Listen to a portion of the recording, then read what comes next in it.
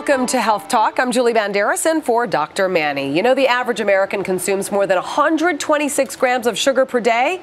That is roughly 31 teaspoons and more than twice what the World Health Organization recommends for daily intake, which is, by the way, 50 grams. Well, a new documentary, That Sugar Film, takes a look at the real effects it is having on our bodies. And how old do you reckon you were when you had your first Mountain Dew? Like how old? I would probably say 2 or 3. And how much a day would you say you have?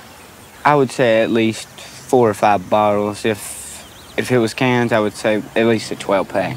Joining me now is Damon Gameau, the star writer and director of That Sugar Film. Gameau also ate 40 teaspoons of hidden sugars a day from so-called healthy foods for the feature. Thank you so much for joining me. All right, why did you want to make this? And I love the fact that you actually ate the 40 teaspoons of the hidden sugar. How'd you feel?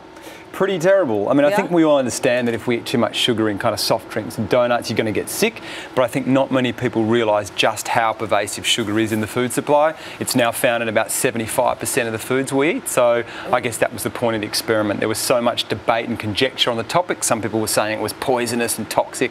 Other people were saying it was great for energy. So I thought the only way to actually find out the truth was to do an own experiment on my own body. So for 2 months, you recorded what was happening to your body as you were on this high sugar diet. You didn't feel great. I mean, but what did you find out? Well, look, it was pretty alarming. I mean, I guess the first signs that something was wrong were after 12 days, I'd put on about 5 pounds.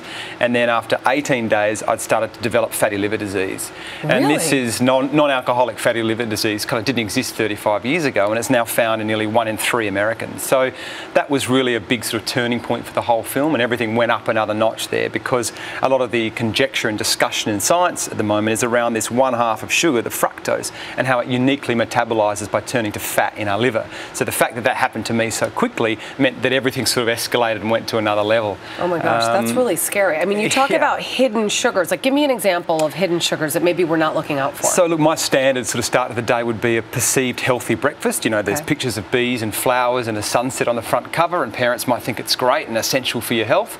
A low-fat yogurt full of added sugar and a glass of apple juice. And even that breakfast to start the day is 20 teaspoons. You know, so the point of the film is not to demonise sugar and say you can't have it. It's just about trying to show people where it's hidden, so that if you want to have your chocolate or your ice cream at the end of the day, that's fine. But at the moment, it's probably your 30th teaspoon of sugar for the day. What are some of the sneakiest sugars on food labels? Oh, there's some sneaky ones. Probably things like condiments and sauces. So 1 tablespoon of barbecue sauce has 2 teaspoons of sugar in it. Things like ketchup have a teaspoon of sugar in a tablespoon. Low-fat mayonnaises, pasta sauces are full of sugar. You know, and they're things that people would never consider. Even the whole reason I started this experiment was that I found a can of tomato soup in a supermarket and it had 8 teaspoons of sugar in a serving. So again, it's just for people need to be aware of that so that they can actually monitor how much sugar they're supposed to have. During your experiment, you ate the same amount of calories as you normally do, but I can't believe this when I see it. You still gained 18 pounds? I gained 18 pounds. I had nearly cirrhosis of the liver where it nearly hardens. How long did you do this for? 60 days. 60 days? You had cirrhosis of the liver?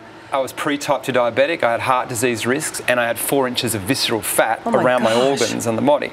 And this is by matching the same amount of calories. And I've listed it entirely on our website. We had doctors and scientists looking at this.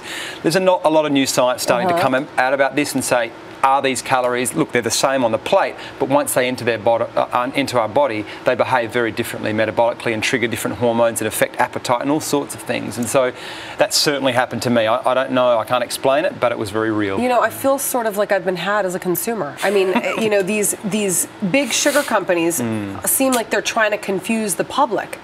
Look, there's no doubt about that. And look, I've spoke to many scientists and experts. We look at that in the film as well, that some of the tactics being used by the food industry are no different than what tobacco used. And that manipulation of science, some of these scientists are being paid to put this information out there. We look at that in the film, but also this lack of integrity around labelling. You see these health slogans like packed with essential vitamin D, and parents believe that, you know, and some of these products have got as much, if not more sugar in them than the junk foods. And I think we need the government to step in and be more accountable there so that the companies can't get away with this. And also the back of the labels, this term about grams of sugar is so ambiguous. We try and convert it into teaspoons so that people can really understand and see what a teaspoon is. And you'd never put 5 teaspoons in your cup of tea for your child, yet you'd give it in a juice quite easily. So people need to know that.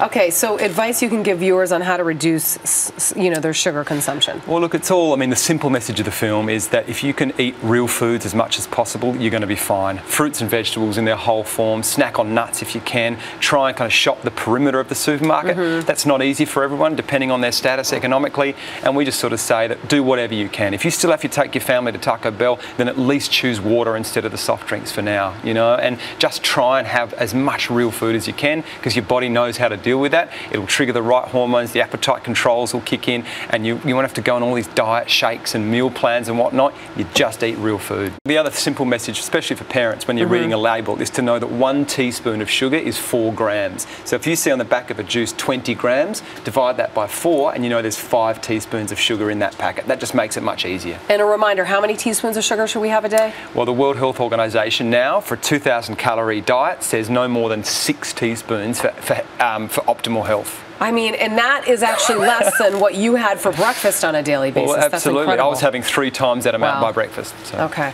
All right. Well, thank you very much. Where can people catch your film, by the way? It's on iTunes, on demand, and also in theatres. And you can go to thatsugarfilm.com for more information.